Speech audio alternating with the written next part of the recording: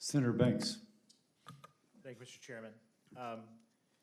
Dr. Small, this week the Americans for Public Trust released a report that documented that China has donated over $175 million this year, over the last year alone, to U.S. colleges. And I wonder what connections you have found between the influence campaigns of the Chinese Communist Party, that money that's being sent to U.S. colleges, and to groups like Students for Justice in Palestine.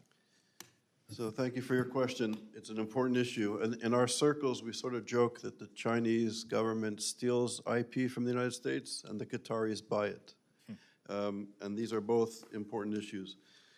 So the Chinese Communist Party is connected, for example, to, in our assessment, to Code Pink, for example. We have people like Mr. Roy Singham supporting kind of the extreme left in the United States and some of these issues on campus that we're confronting in terms of anti-Semitism.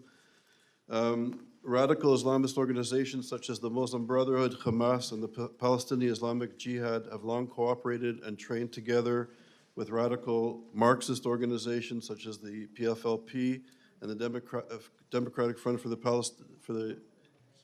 Liberation of Palestine. And this sort of exploded on our campus on October the 7th.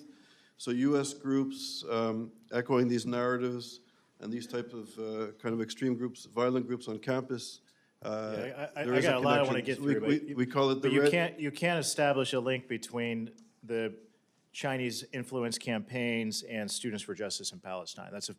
We call it the Red-Green Alliance. So on campus, the Red-Green Alliance. I want to get to that because the connections between China and the radical Islamists like Hamas are no coincidence. It's called the Red-Green Alliance, as you said. Yeah. And the socialist left and radical Islamists are coordinated to undermine the United States and Israel, and Code Pink is a big part of it. And it's too bad that our Code Pink guest had to leave because I really want to get into that.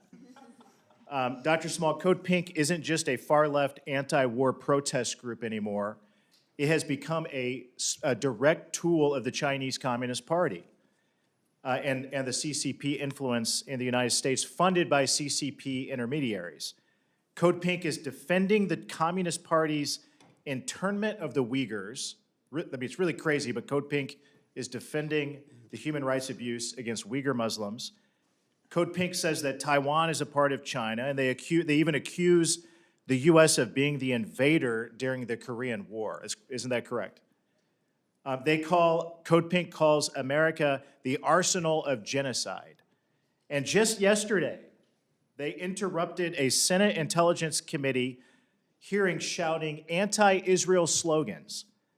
Dr. Small, what links are you aware of between the CCP and Code Pink and other pro-Hamas organizations? So our colleagues have done some research on this. There definitely is links. There's links to Hamas. There's links to the Iranian Revolutionary Regime as well. The Code Pink people have visited Gaza and Iran on various occasions. So there is this sort of, they embody the Red-Green Alliance. They're anti-American, anti-democratic, anti-Semitic.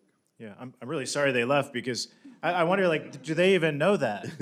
Do they understand that? Do they understand that do they agree with that, or are they taken advantage of by Code Pink organizers and financiers? Yeah, I think they take advantage of the free speech that we have here. And I think, in a way, a lot of this conversation was framed as free speech. But I also think in terms of anti-Semitism and what's taking place on campus is intimidation, violence, and criminal activity.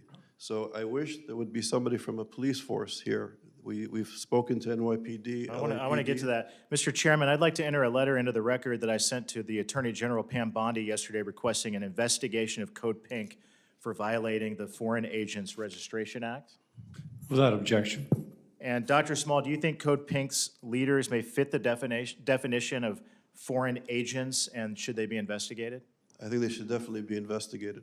And Dr. Small, you mentioned this already. The New York Times reported in August 2023 that Code Pink's founder is now married to Neville Roy Singham, a multimillionaire who lives in Shanghai and funds a whole network of pro-CCP and anti-Israel protest groups. Mr. Chairman, I would like to also enter that record, that article from the New York Times into the record. Without objection. If American-backed organizations protested like this in China, they would be locked up and shut down immediately. That's the fact of it. Dr. Small, what should the U.S. government be doing to stop this flow of subversive money into our country?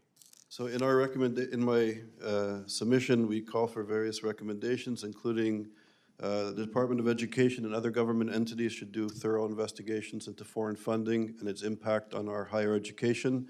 We believe our higher education is young people come to universities to learn how to be citizens, and they're being miseducated on many important issues that guarantee our freedoms, such as freedom of speech and other democratic freedoms that we have here. Thank you. I yield back. Thank you. Senator,